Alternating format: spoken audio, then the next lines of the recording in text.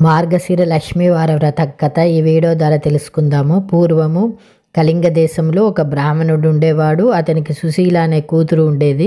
ఆమెకు చిన్నతనంలోనే తల్లి చనిపోయినందున సవితి తల్లి దగ్గర పెరిగేది. ఆ సవితి తల్లి తన పిల్లల్ని ఎత్తుకొని ఆడించమని చెప్పి కొంత బెల్లం ఇచ్చేది. అయితే సుశీల తన సవితి తల్లి పిల్లల్ని ఆడిస్తూ ఉండేది. ఆ సమయంలో తన సవితి తల్లి ఇంట్లో మార్గశిర లక్ష్మీ పూజ చేయడం చూసి సుశీల కూడా మట్టితో మహాలక్ష్మిని చేసి జిల్లేడు పూలతో ఆకులతో పూజ చేసి తన సవితి తల్లి ఇచ్చినటువంటి బెల్లం నైవేద్యంగా పెట్టేది.